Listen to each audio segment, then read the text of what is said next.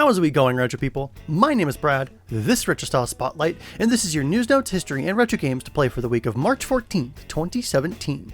Thank you all for your support in the last couple of weeks. I know that some of you are a little sad that I'm not doing the tutorials anymore, but ETA Prime has got you guys covered, and I will be in the forums, and I'll still be responding to my old tutorials whenever a question pops up. So if you need my expertise, you want my help, you want to talk, we have a public Discord server. I'm on the forums. I'm still in the comments of RSS and the tutorials. So thank you all very much for your kind support. And I normally put this at the end of the episode, but I'm going to go ahead and put this at the beginning of the episode this week, only because you guys have shown your support for me. If you want to keep showing your support, the link to my channel is in the description below. I do lots of stuff over there, and I'm working on keeping on, doing some more cool, amazing things. So head on over there if you're curious and want to keep following me. Otherwise, I want to open today's episode with an APB out on Red Arietta. They've messaged me that they'd be right back and never showed up, like 6 months ago. It has the community worried, so if you've seen Red Arietta, please call the missing persons hotline at 1-900-LaunchBox. That's 1-900-LaunchBox. Also, George Costanza loves the Virtual Boy. In ROM hacking and translation news, I've got two stories up for you guys today. Hydlide 3 is an action RPG from Namco that has been translated to English for the NES. Fairyland has been plagued by floods and famine. Cracks have appeared in the ground. An ancient evil has returned for revenge. A brave young man is chosen to restore the once beautiful land. This is the fully English translated version of the Japanese game Hydlide 3 Visitor from the Dark. It was known as Super Hydlide on the Sega Genesis, which is already in English, and Hydlide 3, The Space Memories on the MSX. It is a very unique RPG in that your character must eat, sleep, and watch what he carries to survive.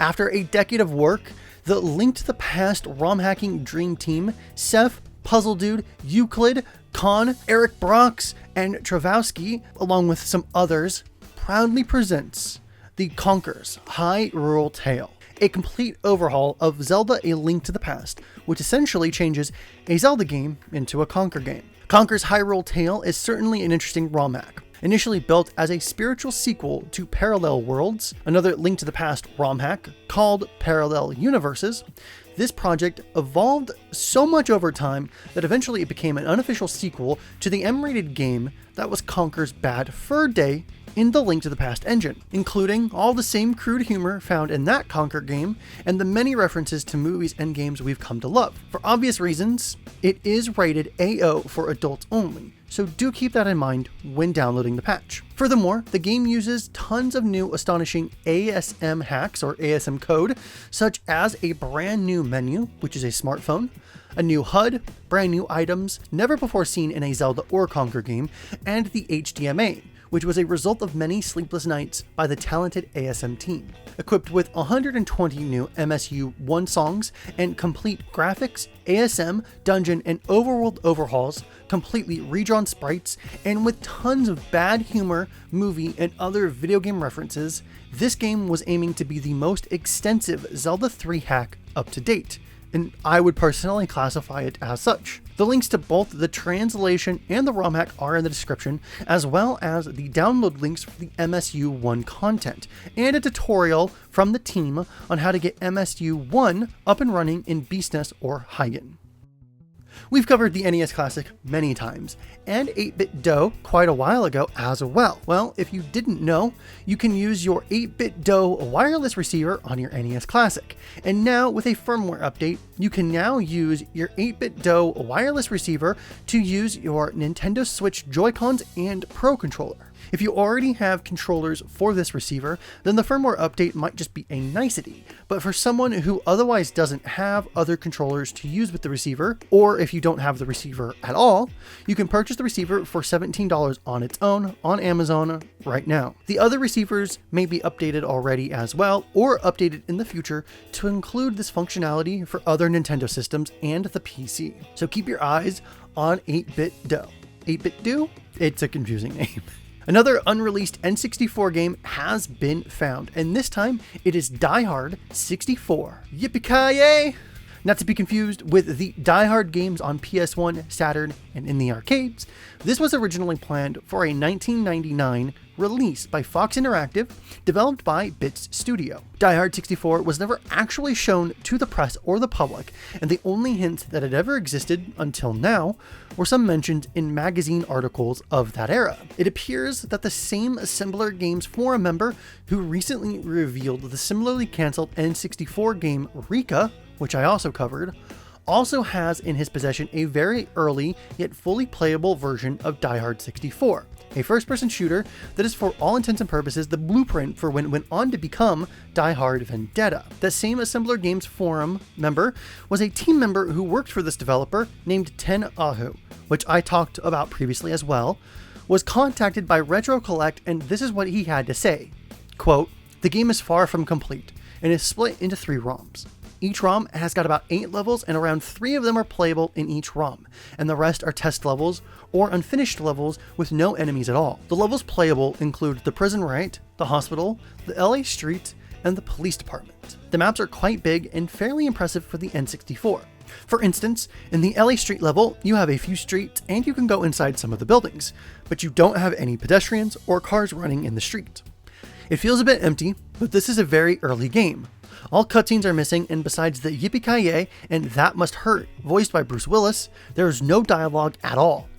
Even in the most completed level, you have a lot of funny glitches. It was really a work in progress, and you can tell." This developer goes on to say, quote, "Beside that, you still have a lot here. You have a few melee weapons, a knife, a baseball bat, police stick, taser, and your fists. Firearms I found included a handgun, Uzi, M16, a sort of automatic shotgun, and a few other generic machine guns. What's really cool is that you can dual wield weapons. In terms of gameplay, you can climb a ladder, push buttons, jump, crouch, crawl on the ground, and you can also lean around corners. You have also some kind of unfinished bullet time effect with the camera rotating around the bullet, a bit like Max Payne. The field of view is quite narrow, but I guess that's standard in an N64 shooter, and the controls seem to be quite complicated to get used to.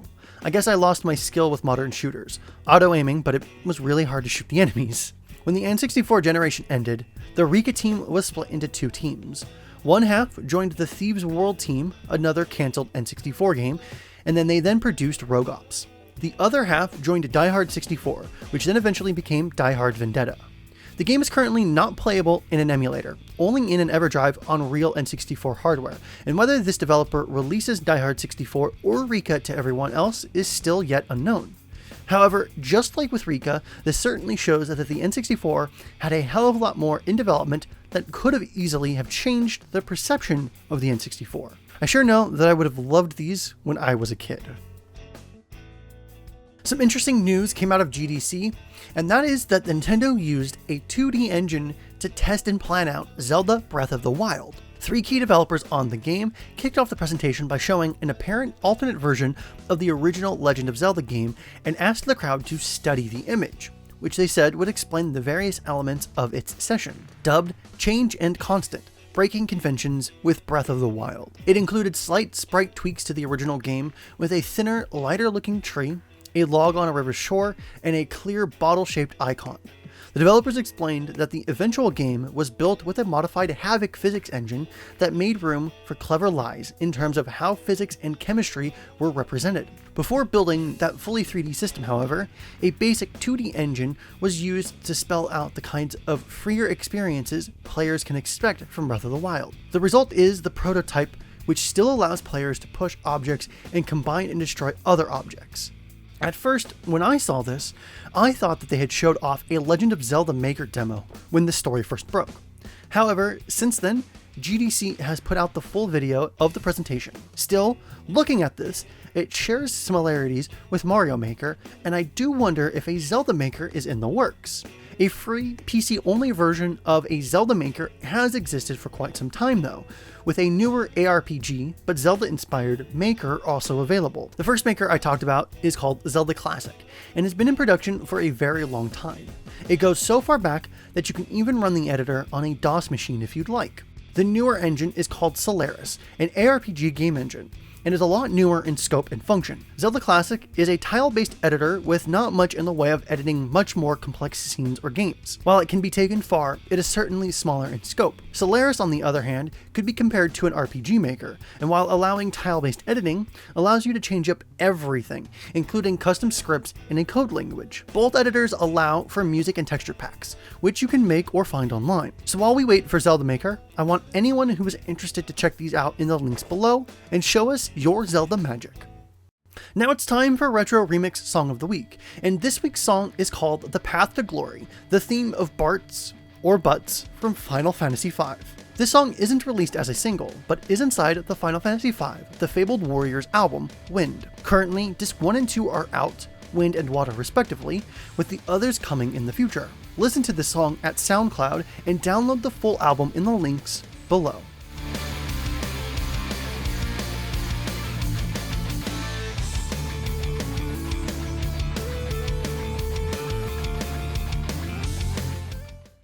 This month in 1994, Super Metroid was released to the Japanese Super Famicom market. Super Metroid is an action-adventure video game published by Nintendo, developed by its Research and Development Team 1 Division, or R&D1, and programmed by Intelligent Systems for the SNES. The third installment in the Metroid series, it was released in 1994. The game was directed and written by Yoshio Sakamoto and produced by Makoto Kano, with Gunpei Yokoi serving as general manager. Super Metroid is a direct sequel to Metroid 2: Return of Samus in 1991. The player controls bounty hunter Samus Aran as she attempts to retrieve a Metroid larva stolen by the space pirate leader Ridley. The gameplay focuses on exploration, with the player searching for power-ups that are used to reach previously inaccessible areas, and introduces new concepts to the series, such as the inventory screen, an auto-mapping facility, and the ability to fire in all directions. Super Metroid was met with widespread critical acclaim from critics, who praised its atmosphere, gameplay, music, graphics, and cinematic elements. It is often described as one of the greatest video games of all time. While the game did not sell well in Japan, it did fare better in North America. Super Metroid became popular among players for speedrunning and its gameplay. Its design influenced other games as well, including Shadow Complex, Axiom Verge, and many others, as being one half of the Metroidvania genre. Super Metroid has also collected several awards and honors over the years. EGM named Super Metroid a Game of the Month for May 1994, gave it an Editor's Choice Award, awarded it as the Best Action Game of 1994, and named it in the Best Game of All Time in 2003. IGN ranked Super Metroid 3rd in 2003, 10th in 2005, and 7th in 2007 in its top 100 games of all time lists. Likewise, IGN readers ranked the game 11th in its top 99 games of all time list in 2005 and 4th in its top 100 games in 2006. Rich George of IGN also ranked Super Metroid 3rd in its top 100 SNES games, crediting its flawless action, impeccable level design, out-of-this-world atmosphere, a totally badass heroine, and an enormous overworld to explore. Games Radar and Screw Attack named Super Metroid the best NES game of all time, while Nintendo Power named it the best game in the Metroid series, beating out Metroid Prime and Metroid Zero Mission. The game was followed by the 2002 release of Metroid Fusion and Metroid Prime, ending the series' 8-year hiatus. Since 2007, Super Metroid has been released for the Virtual Console service on the Wii, the Wii U, and the new 3DS. If you are a patron that pledged to be a part of our Patreon campaign and are watching this early, then thank you very much. For those of you who pledged at the producer level role, your names are now on screen. If you are interested in seeing your name as part of Retro Spotlight, the tutorials, and have it be inside of the Launchbox application, then head on over to our Patreon link in the description below. At just $2 a month, you can see content like RSS early, and at higher tiers, you start to unlock things like exclusive Discord server access, producer credits, and a personal hangout with the Launchbox team. Any dollar amount anyone pledges to our campaign is helping us create a better product, and we could not thank you enough. So that was Retro Spotlight for the week of March 14th, 2017. All of the relevant links to everything you heard in this edition of RSS will be in the description below. Remember, you can sign up for a Launchbox Forum account, and if Launchbox is giving you a beautiful library of games, then why not purchase a premium license of Launchbox for $20, which will get you big box and tons of premium-only features. If you enjoyed this episode of RSS, then give it a thumbs up and subscribe to get notified of new videos we make. Let us know what you think of RSS and any feedback you may have on it in the comments below. My name is Brad, the link to my channel is also below, and remember, Freaks and Geek, to play more games, and we'll see you next time. Have a good day!